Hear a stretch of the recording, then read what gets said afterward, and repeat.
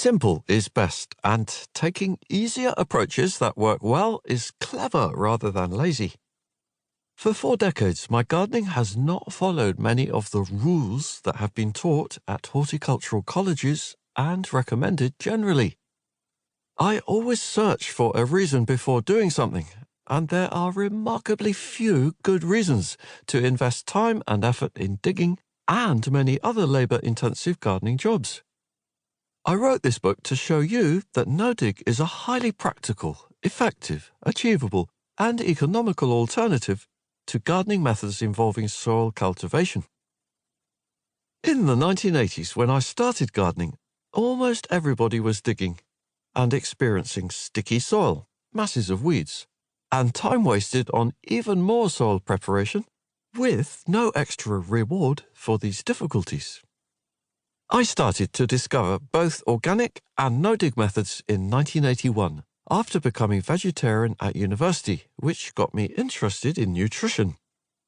Having grown up on a farm, I was aware of the tillage and synthetic fertilizers used to grow vegetables at that time. Wondering what synthetic chemicals were in the food we ate and in the wider environment led me to embrace organic methods.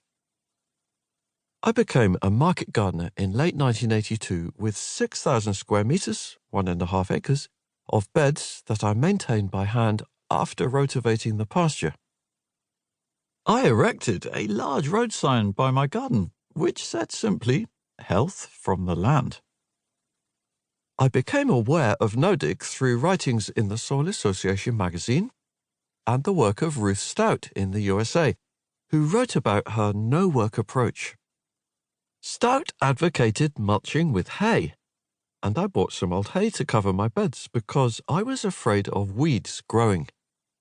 The next spring, I lost many plantings to slugs hiding under the hay, and I quickly came to appreciate the value instead of covering soil with compost that does not harbour slugs, especially in the damp climates found around the UK. Next, I found that no-dig and annual mulching with compost quickly resulted in very little weed growth, to the point where many visiting gardeners were simply amazed. This reduced need for weeding is an enormous benefit of no-dig and the most significant time-saving aspect of my approach.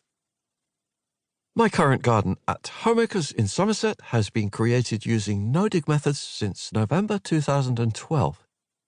And the cropping area now stands at 1,300 square meters, around 1/3 of an acre. Initially, I spent 40 or more hours each week running the garden, with 40 hours part-time help for harvesting salads in particular. These salad leaves are supplied to local shops and restaurants. I sell boxes of vegetables locally, and a lot of the produce from the garden is also used to provide lunches for people who attend courses at Homeacres. I continue to spend many hours each week working in the garden, but because my drive to promote no-dig also pulls me towards teaching, video making, and writing, I now employ a full-time helper. Word is spreading about the benefits of no-dig growing, and it's attracting increasing interest, especially with new evidence that it helps to retain carbon in soil, and growing awareness of the role that microorganisms nurtured by no-dig methods play in soil fertility and plant nutrition.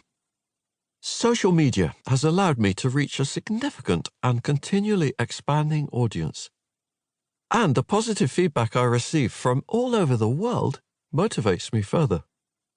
Like-minded people are successfully adopting my methods in a huge range of climates, soils, and situations.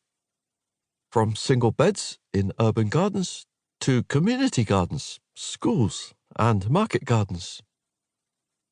No-dig saves time and allows gardeners to enjoy themselves more, while a simple annual mulch of compost improves soil fertility, its ability to hold carbon, and feeds the soil ecology for a healthy balance between pests and predators.